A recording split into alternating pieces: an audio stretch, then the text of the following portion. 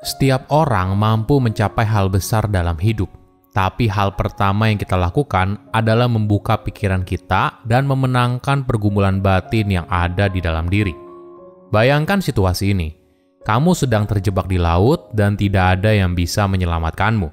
Hanya ada dua pilihan, entah kamu berenang sekeras mungkin dan mencari cara agar kamu bisa berenang sejauh mungkin, atau kamu akan tenggelam. Dalam sehari-hari, mungkin saja kita tidak berada pada situasi yang ekstrim seperti ini. Tapi kita mungkin saja memilih antara keluar dari zona nyaman atau menjalani disiplin diri untuk mencapai tujuan yang kita inginkan. Hal ini memang tidak mudah, tapi bagaimana bila semua bermuara pada satu detik?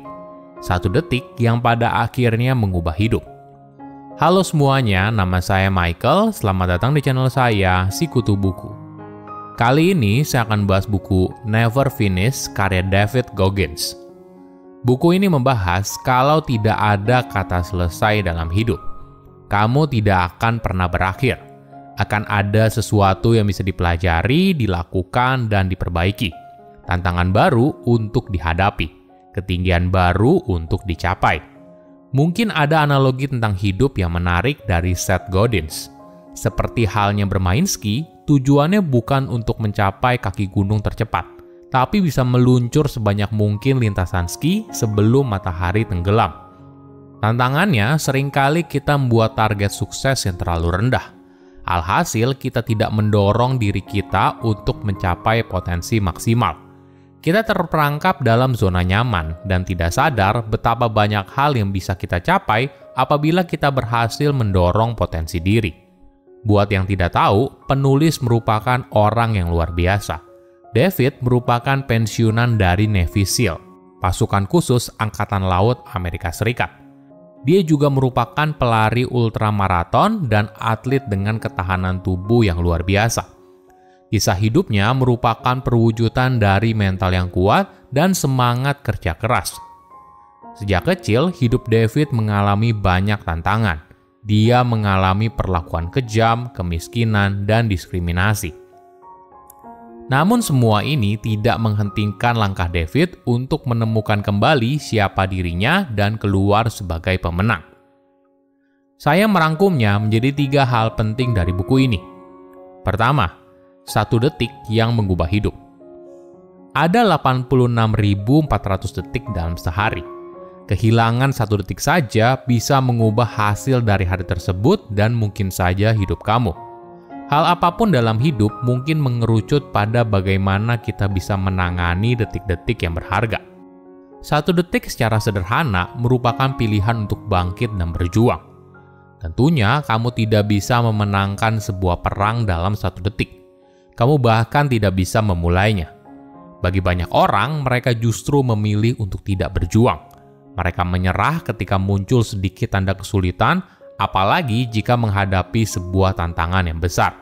Tapi memutuskan untuk tidak menyerah, berjuang pada apa yang kamu yakini, ini adalah sesuatu yang bisa kamu lakukan dalam 1 detik. Walaupun hal ini terlihat tidak signifikan, momen kecil ini yang bisa membawa perbedaan yang besar dalam hidup. Coba ingat kembali, sebuah momen yang buruk dalam hidup kamu. Misalnya, kamu mendapatkan email penolakan lamaran kerja dari perusahaan yang kamu idamkan. Atau kamu mendapatkan email kalau kamu dipecat. Sekarang, coba bayangkan kembali 1 detik setelahnya. Bayangkan kamu bilang, "Tidak, ini bukan akhir dari segalanya. Saya akan tetap berjuang dan menjadi pribadi yang lebih baik." Ini yang luput diperhatikan banyak orang. Mereka tidak sadar kalau hidup mereka bukan dibangun dari jam, minggu, bulan, atau tahun. Tapi dibangun dari setiap detik yang kamu habiskan untuk terus berjuang. Jangan pernah berhenti ketika rasa sakit dan insecure muncul. Jika kamu harus berhenti, berhentilah ketika semua terasa mudah, bukan ketika semua terasa berat. Dengan cara ini, kamu akan sadar kalau reaksi yang kamu ambil bukan berdasarkan kepanikan, tapi ini merupakan sebuah keputusan yang diambil dengan sadar dan perencanaan yang matang. Kedua, tantangan sebagai bahan bakar untuk mengembangkan diri. Apakah kamu pernah dengar istilah distracting injuries? Hal ini mengacu pada cedera serius yang membuat dokter yang ada di UGD menjadi sangat fokus dan melupakan cedera lain yang penting. Dalam hidup, kita mungkin saja pernah terjebak pada masa lalu.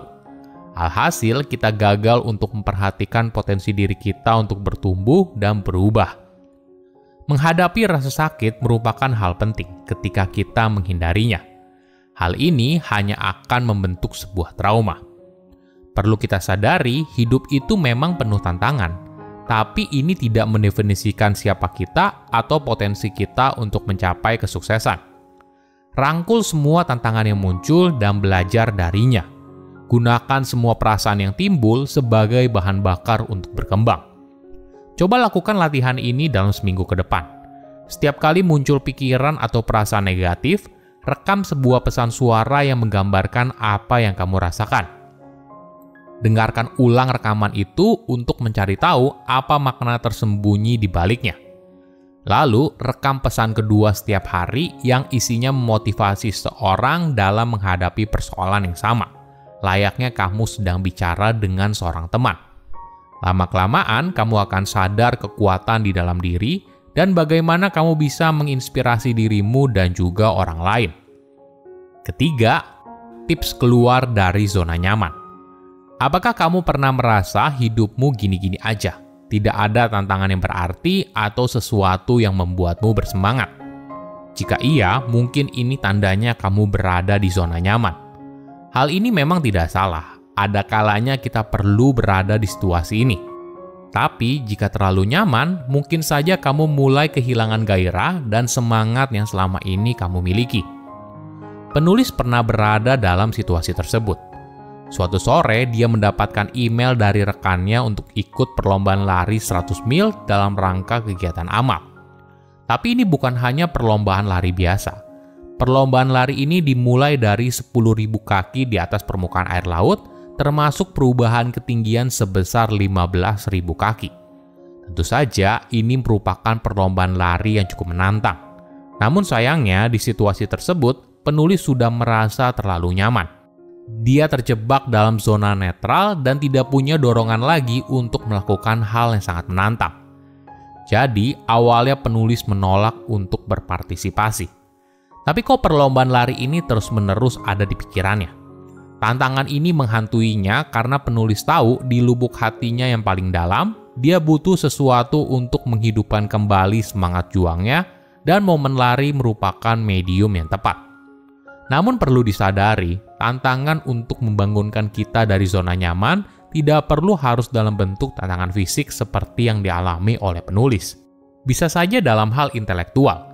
Misalnya, kamu berusaha untuk mendapatkan sertifikasi profesi yang sulit, berpartisipasi dalam kompetisi, atau meluncurkan sebuah produk.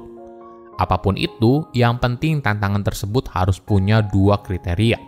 Tantangan itu memantik ketakutan di dalam diri. Mungkin saja ini merupakan tantangan yang membuat kamu tidak yakin kalau kamu bisa melakukannya, tapi ketika kamu menjalaninya, maka bibit kepercayaan diri dan penemuan kembali diri tumbuh subur di kondisi tersebut. Selain itu, tantangan ini membutuhkan komitmen setiap hari. Dalam menghadapi sebuah tantangan yang besar, kita butuh disiplin yang kuat. Tidak boleh hanya sekedar bekerja sedikit, lalu mengharapkan hasil yang luar biasa. Silahkan komen di kolom komentar pelajaran apa yang kalian dapat ketika baca buku ini. Selain itu, komen juga mau buku apa lagi yang saya review di video berikutnya. Saya undur diri, jangan lupa subscribe channel YouTube Sikutu Buku. Bye-bye.